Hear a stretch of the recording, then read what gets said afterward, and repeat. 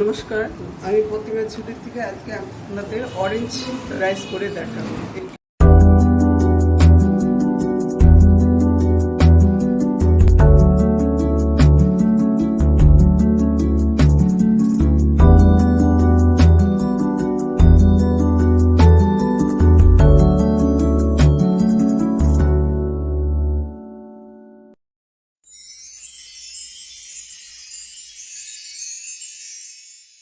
আমি এটা 1 কোটো চালে গোবিন্দভোগ চালের ভাত করে নিয়েছি ঝরঝরা করে। এটা হচ্ছে আমার গাছের কমলা লেবু, এটা দিয়ে আমি করব। এমনি লেবু আর দেবো না, ছোট ছোট হয় কিন্তু ভালো, টক কিন্তু কাজ হয়ে যায়। এই 2 কলা আমি সাদা তেলি দিয়ে দিলাম, 1/4 টিস্পুন সর্ষে দিয়ে দিলাম, কারি পাতাটা দিয়ে দিলাম। এটার মধ্যে কোনো মিষ্টি পড়বে না, একটু নুন পড়বে। আর লেবুর রসটা নামানোর আগে দেবো।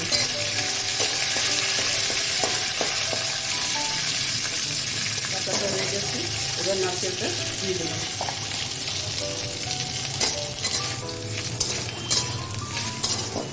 এখানে পরিমাণ মতো, ভাতটা পরিমাণ মতো এখানে নুন দিয়ে দিলাম, 1/4 টিস্পুন। এখানে দিয়ে দিলাম। আর লেবু রসটা পরে দিলাম, একটু সামান্য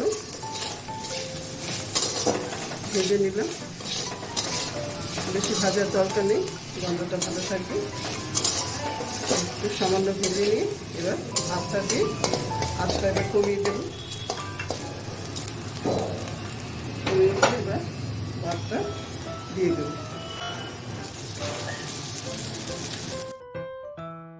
খুব ইজি, খেতেও বেশ সুস্বাদু,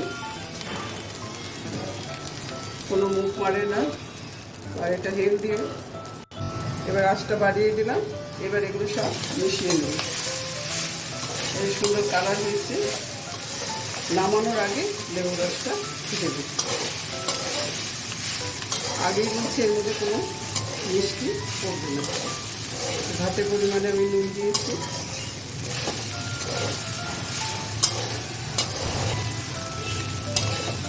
সুন্দর কালার হয়েছে। এটা বেশি সময়ও লাগে না, একদম কম সময় ঝটপট হয়ে যায়। গা গুলায় না, কিছু না। এটা আপনারা কোথাও দূরে গেলে পরে করে নিতে পারেন জন্য খাবারের জন্য। লেবু থাকে বলে সহজে নষ্ট হয় না। এবার আমি হয়ে গেছে মোটামুটি। এবার আমি লেবু রসটা দিয়ে দেবো, কতটা লাগবে সেইভাবে দেবো। এই লেবুটা খুব টক, অরেঞ্জটা। এটা আমি আগে হাফ দেবো রসটা, দেখব ঠিক আছে কিনা।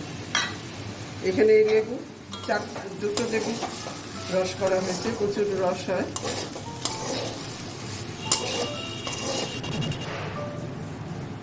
এখানে আর একটু নুন লাগবে।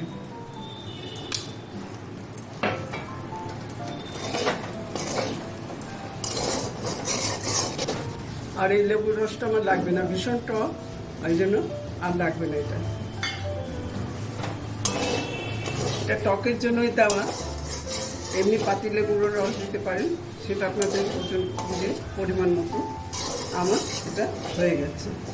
এখন আমি ঢাকা দিয়ে একটা স্ট্যান্ডার্ড টাইম রেখে দেবো, তাহলে আমার হয়ে গেল।